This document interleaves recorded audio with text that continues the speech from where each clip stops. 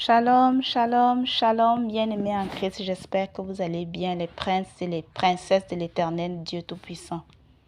Que la grâce, la compassion et la paix du Seigneur Jésus-Christ abondent dans vos vies et abondent aussi dans nos vies, parce que moi-même je suis inclus. Je rends grâce au Seigneur pour l'amour qu'il a envers nous, car personne ne peut et personne ne pourra jamais nous aimer comme le Seigneur l'Éternel nous aime. Que toute la gloire te revienne. Yeshua Mashiach, le Dieu vivant, le Dieu tout-puissant, le Dieu qui est amour et qui vit et règne pour les siècles des siècles, au nom de Jésus-Christ de Nazareth. Amen. Alléluia, soyez bénis frères et sœurs en Christ. Je viens par le biais de cette vidéo témoigner de ce que le Seigneur Jésus-Christ a fait dans la vie d'une personne. C'était la nuit du 17 au 18 mai dernier. Cette nuit-là, j'étais de garde. Il m'arrive parfois de travailler de nuit. Et ce soir-là, j'avais pris le service à 20h15. Mon collègue m'avait fait le compte rendu de la journée et il avait attiré mon attention sur une patiente qui souffrait d'infection urinaire et qui avait commencé son traitement. Elle prenait des antibiotiques, donc je devais être attentive à certaines choses. Du coup, on s'est dit au revoir, il est parti. Et quand on fait le travail de nuit, on fait régulièrement des tournées. On passe vers les résidents, on passe vers les clients, les patients pour voir si tout va bien. Donc, du coup, je suis passée chez tout le monde. Et puis, quand je suis arrivée vers la personne en question, je l'ai trouvé en train de regarder la télé. Et il faisait encore jour. Je me suis dit, ça ne sert à rien. Comme elle avait son traitement, on m'avait aussi dit qu'elle avait refusé son traitement. C'était la première fois qu'elle refusait même aussi son traitement. Donc, du coup, on va toujours... on respecte la volonté du résident, quoi. Voilà. Donc, du coup, je suis allée vers elle. J'ai quand même pris le traitement avec. Et comme je l'ai trouvée en train de regarder la télé, je l'ai saluée. Je ne sais même plus si elle m'a répondu. Tellement elle était concentrée sur ce qu'elle regardait à la télé que je me suis dit, bon, ça là ne sert à rien de lui donner le traitement maintenant. Vu qu'il y a un neuroleptique, un somnifère dedans, si je lui donne ce traitement maintenant, elle va dormir et il fait encore jour. Je me suis dit, je reviendrai plus tard lui donner son traitement. Et je suis revenue vers elle, c'était vers 22h30 si je ne me trompe plus, pour lui donner son traitement et aussi parce qu'elle avait sonné, parce qu'elle avait faim. Donc du coup, j'ai profité pour lui donner son traitement. Et je lui ai souhaité bonne nuit, je suis partie. Normalement, le traitement, quand on prend un somnifère, normalement, quelques temps après, du moment où nous tous on sait, dès que le médicament a fondu dans le sang, le médicament commence à agir. Mais là, madame, elle n'a pas réussi à trouver le sommeil. Donc, du coup, c'était une nuit où elle n'arrêtait pas de sonner.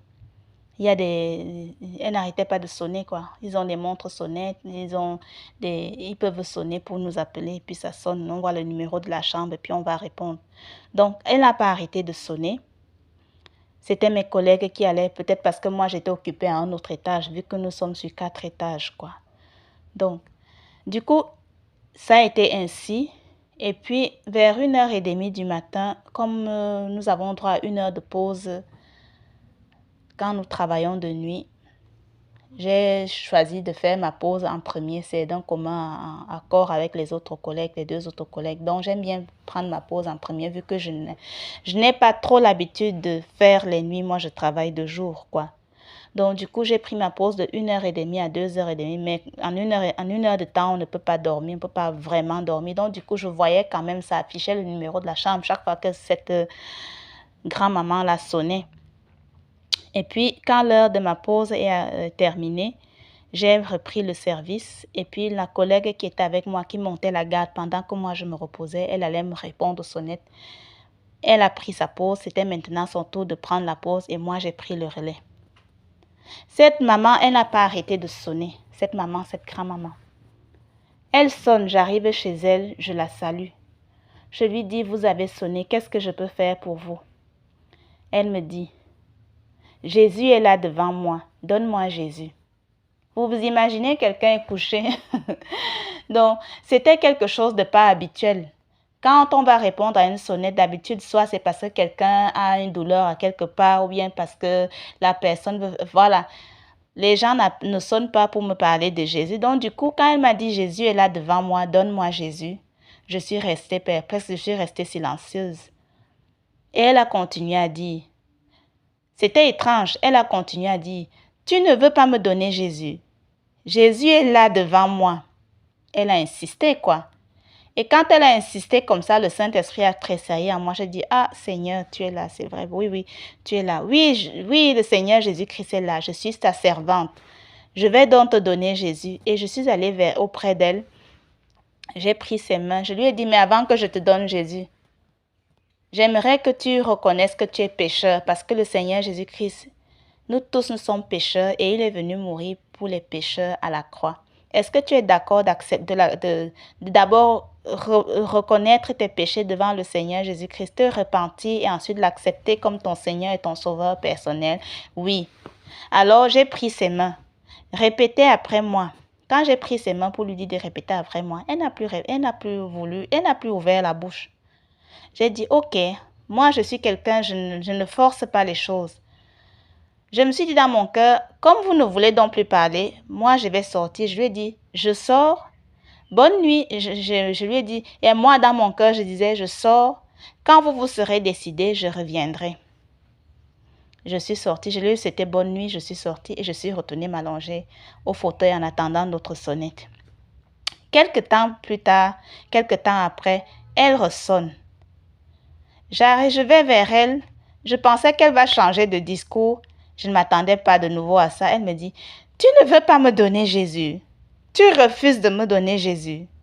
Jésus est là devant moi. Il est là devant moi. Donne-moi Jésus. Après, elle continue à dire, comme je la regardais toujours, je la regardais quand elle parlait parce que en même temps j'analyse, en même temps je réfléchis pour voir si son discours est cohérent ou pas, parce que à un certain âge, les gens ne sont plus, les personnes âgées ne sont plus lucides par rapport à ce qu'elles disent, ce qu'elles font. Donc, il y en a qui perdent la mémoire aussi, quoi. Ils ont des troubles cognitifs et tout. Ils n'ont plus la capacité de discerner, quoi. Voilà. Donc, du coup, elle continue à dire, tu ne veux pas me donner Jésus. Tu refuses de me donner Jésus. Jésus est là devant moi. Et elle continue à dire, oh, et là elle disait, elle souriait, elle mettait les mains dans son cœur. Oh, Jésus aimait beaucoup les femmes. Donne-moi Jésus. En fait, quand elle a parlé comme ça, j'ai compris. En fait, j'analysais en même temps et j'ai compris ce qu'elle voulait dire par là. Parce que si vous regardez bien le ministère du Seigneur Jésus-Christ, le Seigneur Jésus-Christ aimait beaucoup les femmes. Il était entouré de femmes. Regardez la rencontre avec la femme de Samarie. Regardez Marie Magdala, Marie de Cléopas, la femme de Cléopas, ou bien Marie, Marthe et Marie. Le Seigneur Jésus était entouré de femmes et c'était aussi des disciples. C'était ses disciples aussi. Voilà. Donc du coup, j'ai compris que quand elle me disait que le Seigneur Jésus aimait beaucoup les femmes, elle voulait dire par là que le Seigneur Jésus avait le cœur pour les femmes. C'est ce qu'elle voulait dire par là. Du coup, alors, j'ai dit, ok. Et puis, ok, je vais donc te donner Jésus. Je lui ai mis les appareils auditifs. Ces appareils auditifs, hein. J'ai dit, comme tu m'as dit la dernière, comme je suis venue avant, tu n'as plus voulu répéter là. Maintenant, je te mets tes appareils auditifs. Comme ça, tu vas me comprendre. Tu ne diras pas que tu n'as pas entendu. Je lui ai mis ces appareils auditifs. Et puis, je lui ai dit que vous pouvez répéter après moi. J'ai pris ses mains. J'ai dit, Seigneur Jésus. Elle a dit Jésus. Et puis moi, j'ai continué à dire, je t'accepte dans ma vie. Elle a dit, j'accepte. En fait, elle a dit, j'accepte. Et quand moi, j'ai voulu continuer à la phrase, ça s'est arrêté là. Elle ne parlait plus. Donc, en fait, c'était même pas moi qu'elle était en train de... Elle était en train de répondre au Seigneur Jésus qui était là devant elle. Seigneur, elle a dit, Jésus, j'accepte. C'est trop beau, quoi. Vraiment trop beau. Dieu est merveilleux. Il fait grâce à qui il veut et il a compassion de qui il veut. Le Seigneur est avec nous partout. Il est attentif à tous nos faits et gestes. Cette grand-maman, elle est dans sa 101e année. dans sa 101e année. Vous vous imaginez? Moi, je vais dans la chambre comme ça, là, et puis je ne m'attends pas qu'on me parle de Jésus, que quelqu'un me tienne un langage cohérent comme ça, là. Et puis, le Seigneur l'a visité. Dieu est merveilleux, Dieu est bon. Je voulais aussi rappeler, j'ai oublié, un autre point essentiel, que le Seigneur Jésus-Christ aimait les femmes. Si vous voyez, il aimait beaucoup les femmes, mais c'était un amour saint, quoi. Comme j'ai dit, c'était aussi ses disciples. Si on revient dans l'évangile de Jean, que j'aime beaucoup, Jean 20, de verset 1 à 18, nous voyons que le Seigneur Jésus-Christ, quand il est ressuscité, il est d'abord apparu aux femmes. Et c'est les femmes-là qui ont été l'annoncer aux apôtres. Quel amour, quelle estime pour les femmes. Le Seigneur Jésus-Christ nous aime beaucoup. Je ne dis pas qu'il n'aime pas les hommes, hein, mais nous sommes aussi, les femmes sont aussi estimées. Ma sœur, le Seigneur Jésus-Christ t'aime. Mon frère, le Seigneur Jésus-Christ t'aime aussi. Il nous aime tous, parce que nous tous, nous sommes importants, nous sommes précieux pour ses yeux. Si le Seigneur m'accorde sa grâce, je reviendrai encore faire un témoignage par rapport à ce qui s'est passé avec une personne l'année passée qui était sur le point de mourir. Si le Seigneur m'accorde sa grâce, parce que il est important qu'on dise ce que le Seigneur fait dans nos vies, parce que le Seigneur aime beaucoup les actions de grâce, qu'on le remercie en tout temps, qu'on partage, qu'on publie au monde entier ce que le Seigneur fait, parce qu'il est à l'œuvre. Voilà. Donc, je suis sortie de cette chambre, j'étais vraiment émerveillée. C'est trop beau, quoi. C'est trop beau. Je suis allée demander à ma collègue quand elle a fini sa pause. Madame telle m'a sonné, ça fait 2 fois elle m'a sonné pour me demander Jésus. Or, cette collègue, elle est aussi chrétienne. Et puis ma collègue m'a dit, mais elle est dans son occuping là, voilà, elle est dans ses affaires. Parce que moi, quand elle a sonné parce qu'elle disait qu'elle voulait aller à la police. En fait, elle était dans son délire, quoi. Et puis moi, quand ça arrivait à mon tour, le délire était fini, quoi. Le Seigneur est tellement merveilleux, le Seigneur est tellement bon et il nous visite toujours quand on s'y attend le moins et c'est toujours des bonnes surprises. Mon frère, ma sœur, le Seigneur est avec toi et il t'aime. Je prie pour qu'il nous accorde tous la patience et la persévérance. C'est lui seul qui connaît le bon moment. Le bon moment. Vous voyez, quand Israël a été en esclavage en Égypte, le Seigneur avait dit à Abraham que son peuple sera en esclavage durant 400 ans. Ça fait 430 ans. Et quand le moment est arrivé pour la délivrance d'Israël, c'est arrivé. Lui seul connaît le bon moment, mais il nous connaît tous. Il nous connaît tous et voilà. Il nous connaît tous et quand le moment viendra, quand le moment vient, il nous visite. Voilà. Je voulais encore vous parler de Genèse là. Si nous allons dans Genèse 21, verset 14 le verset qui nous intéresse, c'est le verset 14 à 21. Mais pour ceux qui veulent, vous pouvez lire verset 1 à 21 avec la naissance d'Isaac et le départ d'Israël. Mais moi, ce qui m'intéresse, c'est Agar en fait. Nous voyons ici comment l'ange de Dieu est intervenu en faveur d'Agar. Elle ne s'y attendait même pas. L'ange l'a appelée depuis le ciel. Agar qui était désespérée et qui pleurait tout haut parce qu'elle ne savait pas. Elle se faisait beaucoup plus du souci pour son fils parce que bien sûr il était petit aussi, hein, ce qu'il allait devenir. Et vous voyez on voit comment Dieu est intervenu en sa faveur et il a essuyé ses larmes. Dieu a essuyé ses larmes. Donc, le Seigneur ne prend pas plaisir à notre tristesse. Le Seigneur est là, il nous aime tellement. Il est merveilleux. Je prie vraiment pour que le Seigneur nous accorde d'être patients et persévérants parce que la vie chrétienne n'est pas un fleuve tranquille et c'est pas facile, quoi. Rien ne va dans ce monde. Voilà. Et puis, quand le matin est arrivé aussi, j'ai parlé de ça au colloque. Parce que moi aussi, quand le jour arrive, je dois donner le compte rendu de la nuit à l'équipe de jour. Et puis quand je suis arrivée sur le nom de cette cliente, j'ai dit, mais elle m'a sonné cette nuit parce qu'elle m'a demandé Jésus. Tout le monde était étonné depuis quand elle parle de Jésus. Depuis quand elle parle de Jésus. Et puis moi, je leur ai dit, mais le Seigneur Jésus existe. Tout le monde était étonné, comme si, voilà quoi, Dieu n'existe pas, quoi. Voilà. Et puis cette même nuit encore, il y a une autre femme qui me dit, je vais m'occuper d'elle, elle me dit, vivement que je meurs, vivement la mort. Et moi, j'ai prié en tout cas, j'ai dit au Seigneur, je prie au nom de Jésus-Christ que partout où je vais, Seigneur Jésus-Christ, tu viens en moi, j'apporte la vie et non la mort, quoi. Voilà.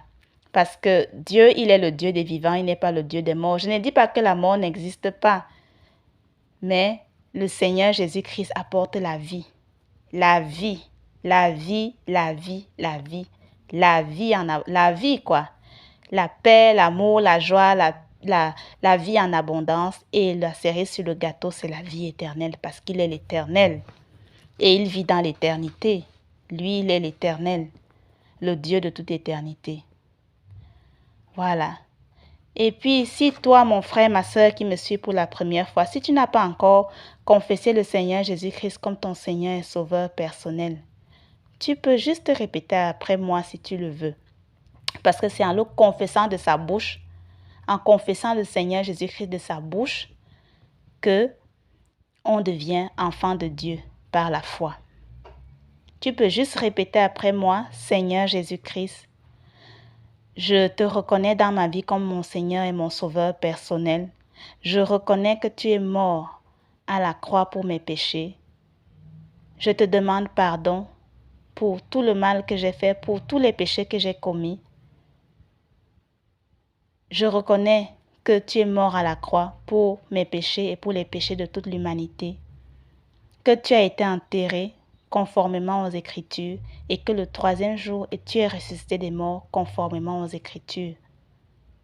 Que tu es mort à la croix pour moi. Je t'accepte comme mon Seigneur et mon Sauveur personnel, moi, Michel, au nom de Jésus-Christ de Nazareth. Amen, amen, amen. Soyez bénis. Restons unis dans l'amour de Dieu. Dieu nous aime. Shalom, shalom.